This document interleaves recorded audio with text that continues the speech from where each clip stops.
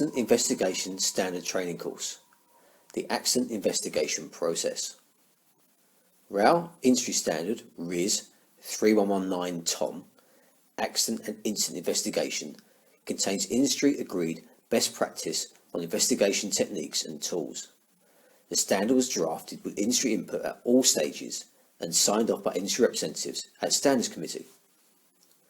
The standard is built around an investigation flowchart which is divided into 4 sections: planning, event, investigation, and learning and sharing.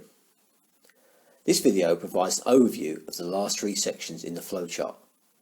More information on the planning section can be found in the video titled Legal Duty Around Investigating Adverse Events. So, you have an adverse event. This could be an accident, incident, danger occurrence, near miss, or close call, and could involve people, e.g. staff, contractors, visitors, passengers, or members of the public. It may also involve damage to equipment and or buildings, e.g. trains, stations, plant, and tools, or damage to the environment, e.g. polluting the air, land, or watercourse. First responders will make the site safe and start to capture any initial evidence. They will then complete your company report forms. You have a duty to carry out any required urgent reporting related to the adverse event, informing interested parties of any safety-related defects or operating safety information that could affect their operations. RSSB has produced several RAL industry standards on this. They include RIS 8250 RST, that's the reporting of high-risk defects. This covers the reporting of safety-related defects on rail vehicles, their components, systems, subsystems, and related documentation. RIS 3350 TOM, communication of urgent operating advice. This covers the reporting and disseminating of urgent operating safety information arising from operating incidents, equipment defects, and misunderstandings of operating rules, regulations, or instructions.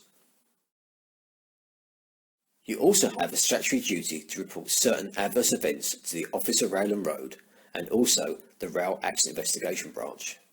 This can be fulfilled through using the Industry Safety Management Intelligence System, SMIS. For further information on this, see RSSB Rail Industry Standard RIS 8047 TOM, reporting of safety-related information, or visit the SMIS page on RSSB's website. At this point, you may not have enough information to close out the SMIS report, but you should have enough information to open the report and complete some of the initial details. Now a decision needs to be made on the size and level of investigation required. More information on the role of the review panel and the assessment process used to determine the proportionate level of investigation can be found in the videos titled The 72-Hour Review and the Level of Investigation Assessment Process. As well as appointing the investigation team, the panel will also produce an investigation remit that defines the scope of the investigation.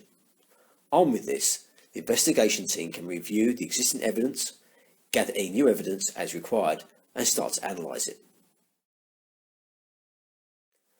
Once they are satisfied that they have enough information to identify the immediate and all underlying causes meeting the criteria in the remit, they can start to draft the investigation report and make appropriate recommendations. Once the report is drafted, the investigation team will have enough information to be able to close out the SMIS report. Entering accurate and reliable data into SMIS allows RSSB to collate data to identify common safety risks and trends across the industry. RSSB can then share the information on safety best practice and provide support, research, development, and targeted outputs, all of which can be monitored through SMIS to track improvements. Quality reports and recommendations will help your organisation to learn lessons, improving safety and reducing accidents. This commitment and focus, not on blame, but on learning lessons and realistic risk management practices, will lead to a better safety culture and better workplace for all.